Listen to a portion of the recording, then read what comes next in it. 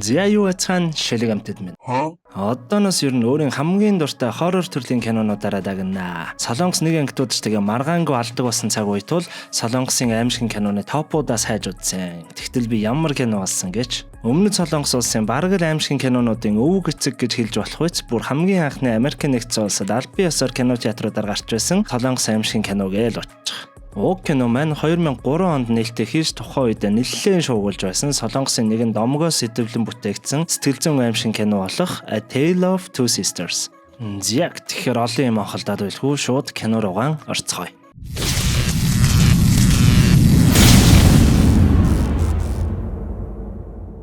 Нэгэн эмнэлэг дээр эмчин өсвөр насны охиноос өөрийгөө хэн гэдгийг мэдж байгаа юу? Энэ хүмүүсийг хэн гэдгийг мэдхүү?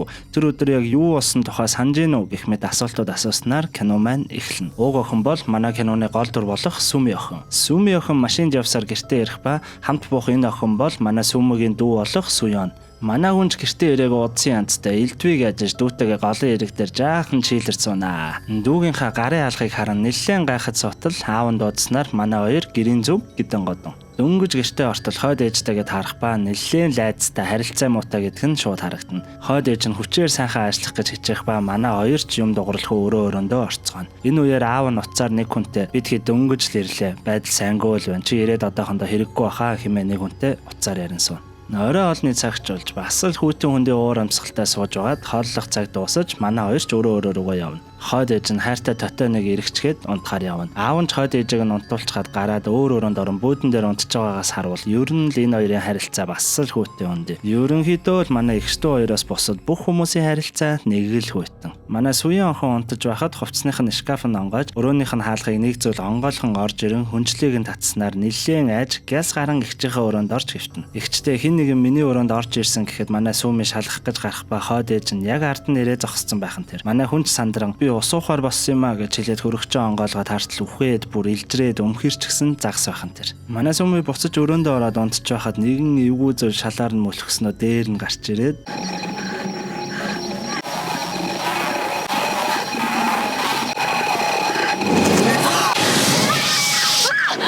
хэмээн зүүдлэн зочин ойрлон сэрнэ. Аав нь ч зүгээр үгээд өрөөрөө нь орох гэтэл битээ ор цаашаа байлгана. Эндээс харахад автагаа ч муухай харилцаатай. Өдөр манай хоёр охин гадаа нарлан сууж байхад аав нь ирээд бас л зүгээр үү хэмээн л асуув. Манай Сүми аавда Суёны өрөөний шкаф нэг л биш байна гэхэд аав нь хоёулаа тэр шкафны талаар ярихгүйгээр тохиролцсон биз дээ. Аавда битээ урлалт аав нь тийм сайн аав биш гэдгээ мэднэ л гэн. Нэг сонин зүйл нь манай дүү Суён охин аавтайгаа огт юм ярихгүй.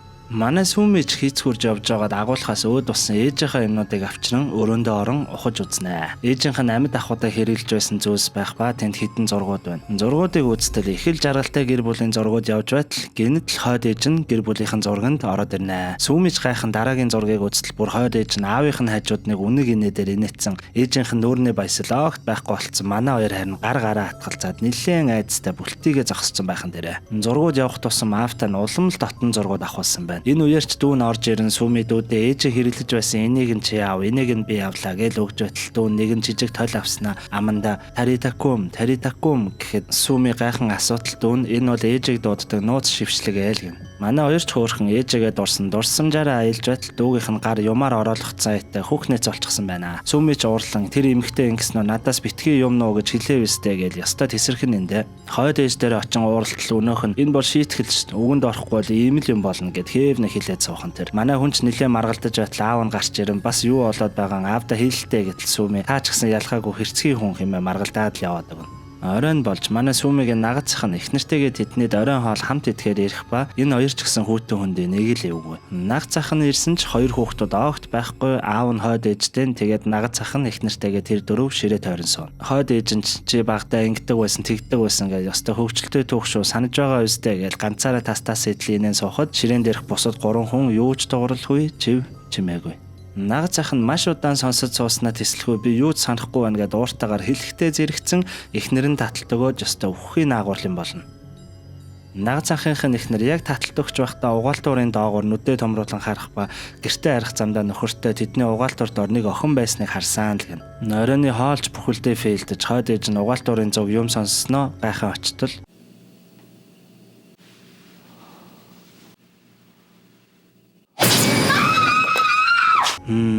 юу л болоод байна да энэ кино ер нь. За юу ч гэсэн цаашаа үзцгээе. Хойд ээж нь аавд нь энэ байшин нэг л биш байна. Чи огт анзаарахгүй байна уу гэж өгүүлж байтал аав нь юу ч дууралгүй хоёр им гаргаж өгөөл яваад байгаа. Мань хойд ээж ч гэсэн ер нь бас цоо ирүүл хүн биш юм шиг байгаа. Аав нь бас л бодолд автан хумсаа мөрөө явж байхдаа өнөө хайртай дотыг нь хин нэгэнд алуулчихсан байхыг харан чимээг өөхөн оршуулчихъя гэд гарахад мэдээж мань хойд ээж араас нь эндээс лалаан эхлэндэ. Хойд ээжинч тэсрэн суяаны өрөөрөө дайран ортол өнөө зургуудыг нь яг өөрийнх нь хэсгийг уран нүрийг нь сарааччихсан байхан тэр.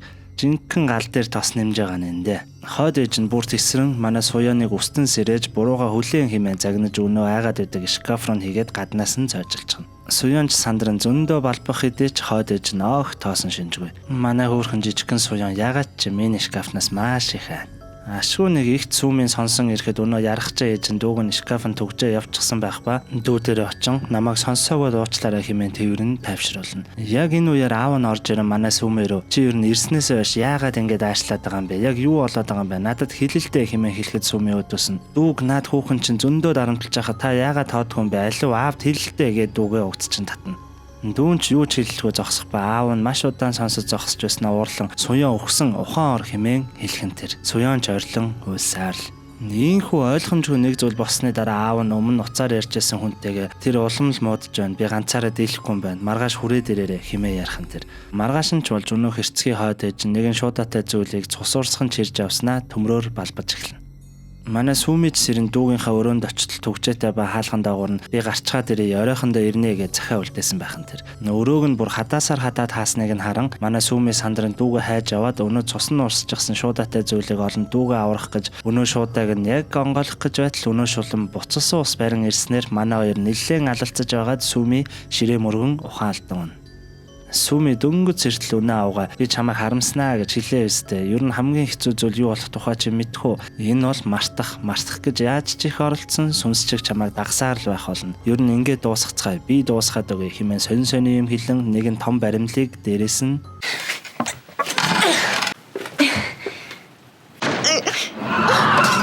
Азар энэ үеэр аав нь орж ирснээр манай сүүмийг ухаангүй байхад нь олноо. Өнөө баримлж хажууханд нь хагарсан байхан тэр. Аав нь охиноо хөвтүүлчгээд им авах гээд явтал өнөө нэг нь алах гээд нэг нь аврах гээд байсан шуудаан дотор зүгээр л нэг тоглоомон хүүхэлтэй байхан тэр. Нэгч тоосон зөвлөхөө юмнуудаа аван өнөө шулам дээр очиод сүүми зүгээрөө энтергээд ямар ч гэмгүй уян зөөлөн хүн шиг асуух ба аав нь юу ч тоолгүй бүр нэг залхсан шинжтэй. Гуй одоо бол би үнэхээр залхаж гин хэмээн гимтсэн гарыг нь боож өгнө. Өнөө аавынх нь уцаар яриад байсан хүн ирснээр аав нь гаран дагуулan орж ирэхэд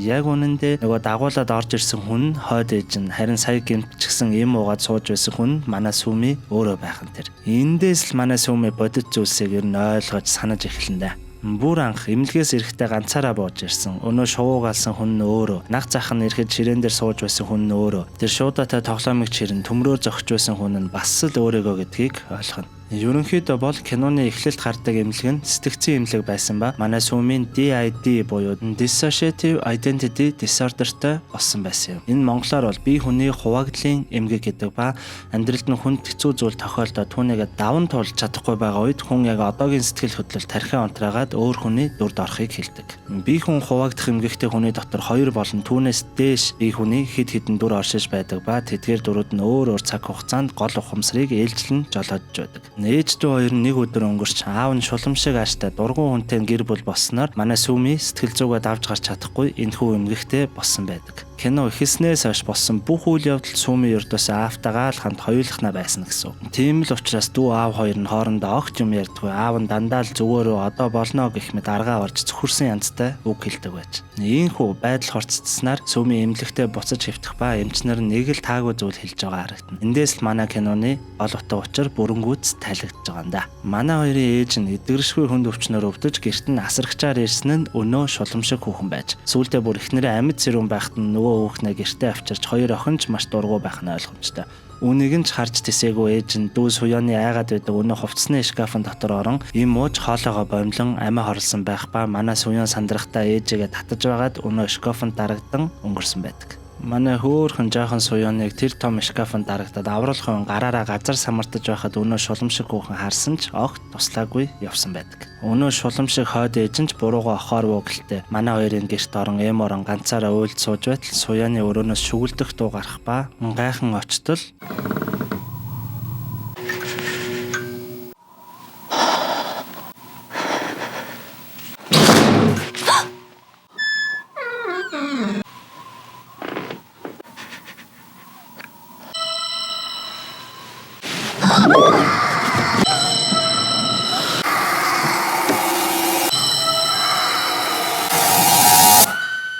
Нийнхүү шулам хүүхэнд кармагаа эдэлж манай сүүмээч үүнийг мэдсэн янзтай эмнэлгийн орон дээр нүүрэндээ Мишель тодруулснаар уг кино маань дуусж байгаа юм.